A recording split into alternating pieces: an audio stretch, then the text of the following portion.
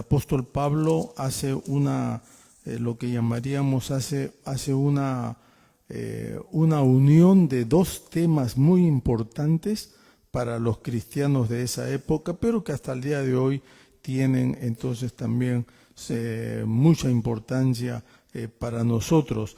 Pablo allí, versículo 6 en adelante de Colosenses 2, habla de la nueva vida en Cristo y habla de cómo debemos andar en Él. Versículo 6, arraigados, edificados, confirmados en la fe, etcétera, etcétera, etcétera. Y entonces en el versículo 8 en adelante, Pablo hace una advertencia y dice: miren que nadie les engañe con tradiciones de los hombres, conforme a los elementos del mundo y no según Cristo. O sea que ya desde esa época había gente que engañaba con cosas, vamos a decir así, de Dios, de la religión, a judíos y gentiles por igual. Y Pablo entonces toca un tema que es sumamente o era sumamente importante para los judíos, el tema de la circuncisión. Como ustedes saben, todo varón judío es circuncidado pocos días después de nacer, ¿verdad? Porque esa es una señal de que son parte del pacto que Dios hizo con Abraham y todo el pueblo judío, ¿no es cierto? Y hasta el día de hoy los judíos más, diríamos, más respetuosos de su religión, todavía lo hacen, ¿verdad? Pero lo que sucedió en la iglesia de Colosas fue que algunos judíos creyentes estaban pidiendo a los creyentes gentiles, que no eran judíos, que se circunciden para ser miembros de la iglesia del Señor. Y claro, entonces los gentiles decían: pero si nosotros no somos judíos, o sea, ¿por qué no vamos a circuncidar? Y entonces los judíos decían: no, porque ese es el pacto de Dios con Abraham. Y es ahí cuando Pablo entra a discutir esto y les dice: miren, ese es un pacto de Dios, ¿verdad?, con el pueblo judío a través de Abraham, pero ahora Dios está levantando a su pueblo espiritual, que es la iglesia. Por lo tanto, ellos no necesitan esa señal antigua, porque más bien la señal de ahora para la iglesia es el bautismo.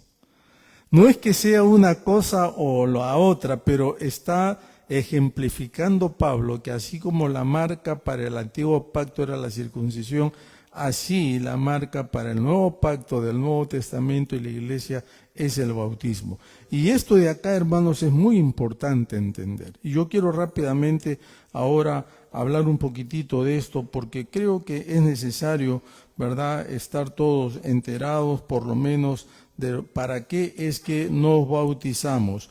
Y como ya tanto Paolo como Andrea han dicho, el bautismo básicamente es la representación gráfica de lo que sucedió espiritualmente cuando recibimos a Cristo. En otras palabras, cuando yo recibí a Cristo, cuando tú entregaste tu vida a Cristo, fue una decisión espiritual, o sea, solamente Dios y tú lo sabían, porque eso no se ve.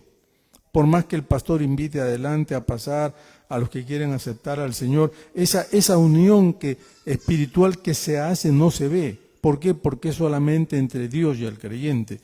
Y entonces aquí entra el bautismo, porque el bautismo es graficar visiblemente lo que un día hicimos nosotros al acercarnos al Señor. Y esto es lo que pasó en la primera iglesia allí en el libro de los Hechos, ¿verdad? En Hechos, en el capítulo 2, cuando Pedro da su primer sermón, versículos 14 en adelante, encontramos nosotros que en el versículo 31 dice que la gente, al oír el sermón de Pedro, se compungieron de corazón y le dijeron a Pedro y a los otros apóstoles: hermanos, ¿qué haremos entonces ahora? Y miren el 38.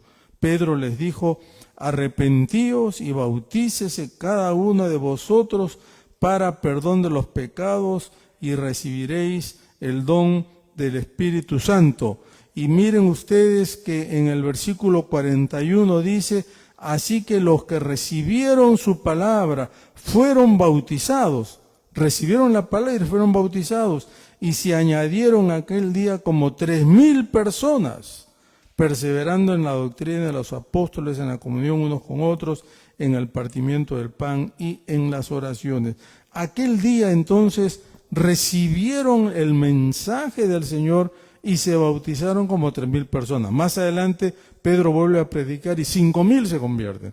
Ahora, querido, miren, yo he estado en cultos de bautismo, ¿verdad?, donde se bautizan 150, 180 personas, y claro, el brazo se cansa literalmente, porque bautizar a 70, 80, 100 personas, aparte que hay que estar 2, 3 horas metidos en el agua, ¿verdad? Ahora, yo no sé cómo sería esto de 3,000 personas, 5,000 personas. Claro, son varios, pero igual a cada uno le toca cientos de personas estar bautizando. Y lo que Pablo está diciendo entonces es que la conversión a Cristo y el bautismo viene a ser prácticamente la misma señal de que ahora se pertenece a la comunidad del Señor, a la iglesia. Por eso es que el bautismo es tan importante. Y por eso que el bautismo no es solamente un rito, o sea, no es un ritual que hay que cumplir, sino el bautismo es parte de lo que nosotros llamamos obedecer al Señor. Porque el Señor dijo, y esto es importante que nosotros lo recordemos, ¿verdad?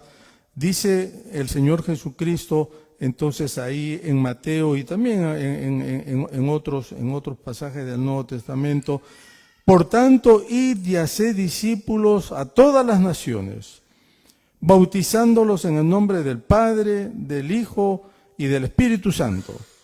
Y he aquí yo estoy con vosotros todos los días hasta el fin del mundo. En otras palabras, esta es una ordenanza.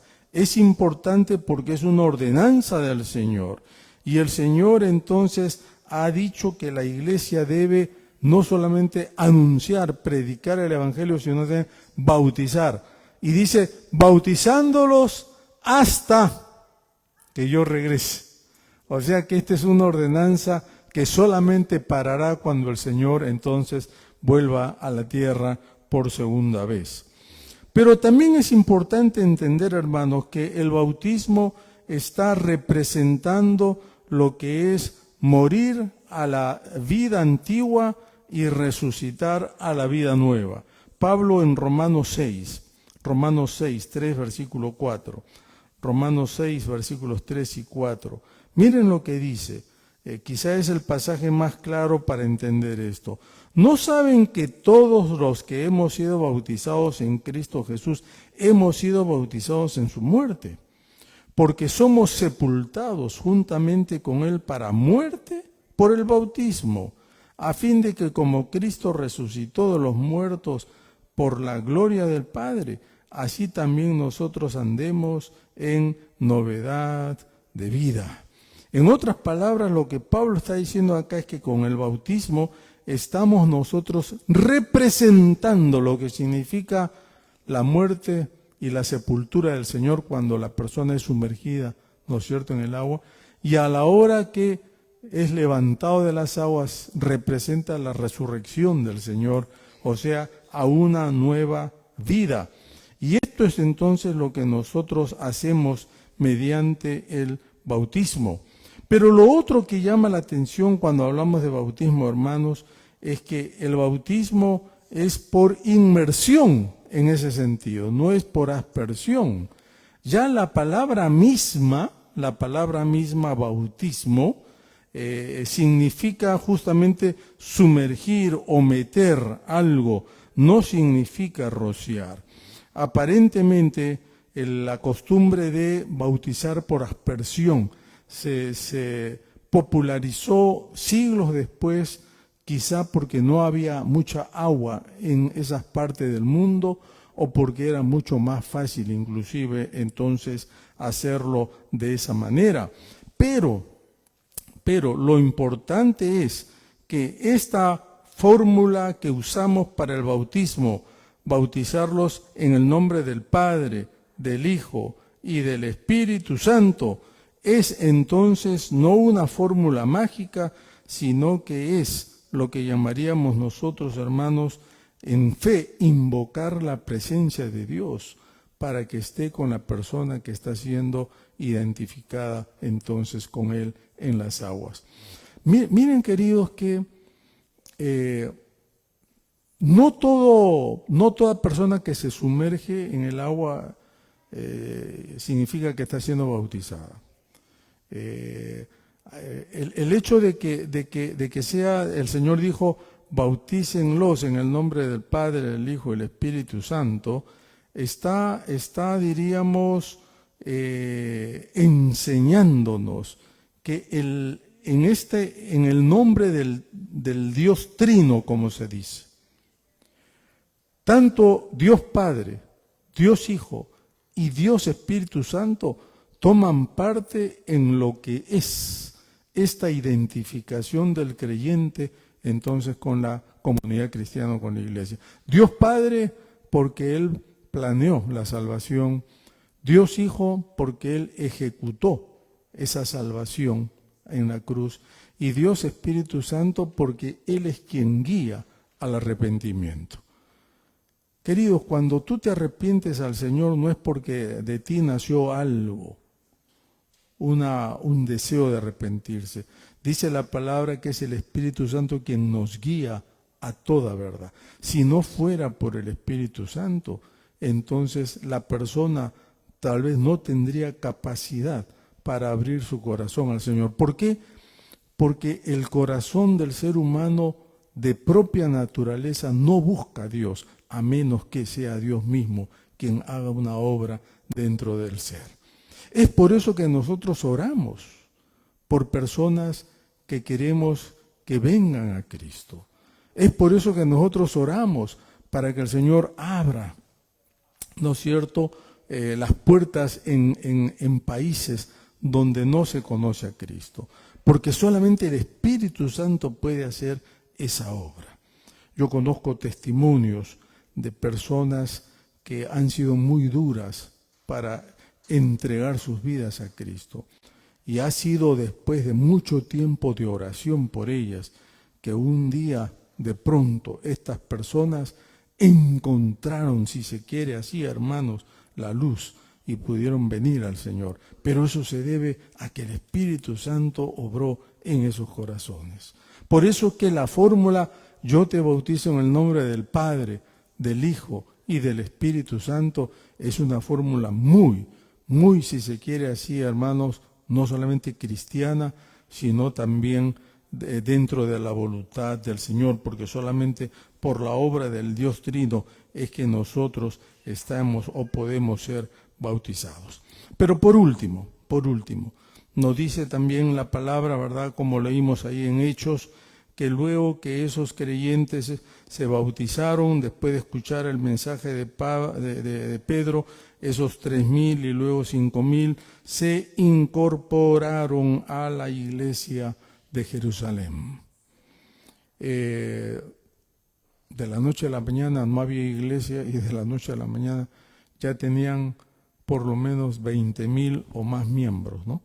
Porque debemos considerar que cuando Lucas dice que se bautizaron 3,000 y después 5,000, está hablando de hombres de 18 años o quizá menos, 15 años para arriba, hasta los 50 años aproximadamente, porque antes eran niños y después ya eran mayores.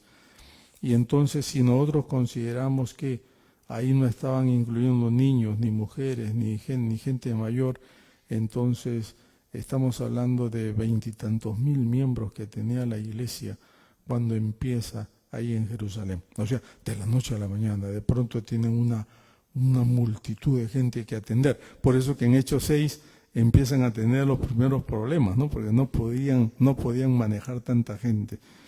Pero hermanos, esto nos está indicando que estos creyentes que se convierten a Cristo y se bautizan, no quedan desparramados por allí, sino que estos creyentes buscan tener comunión los unos con los otros. Por eso que Hechos 2:42 dice, ¿no? Y todos los días en el templo y por las casas no dejaban de reunirse, de orar y de compartir la palabra y el pan, sobre todo la comunión en el Señor. Y esto nos está hablando, queridos, que la iglesia del Señor, por eso que hasta el día de hoy subsiste y persistirá hasta que el Señor venga por segunda vez.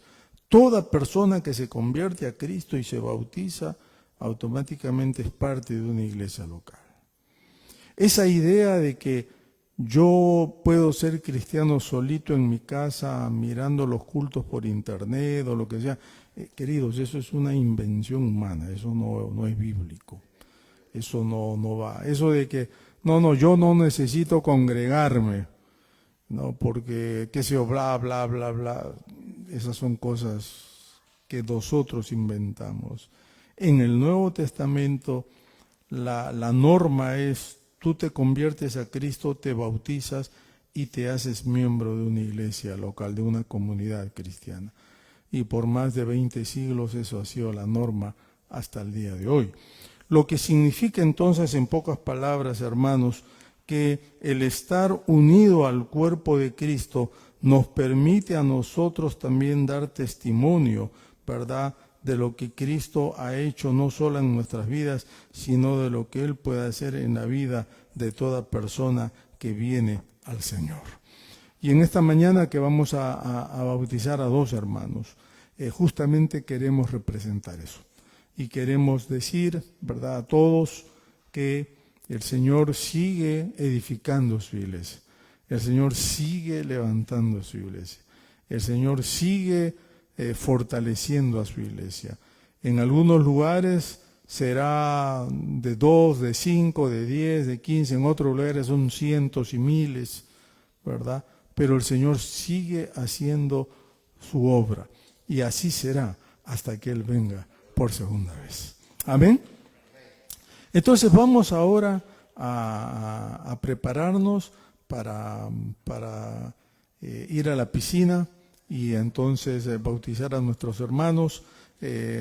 Pero antes déjenme que oremos un momentito, particularmente por Paolo y Andrea.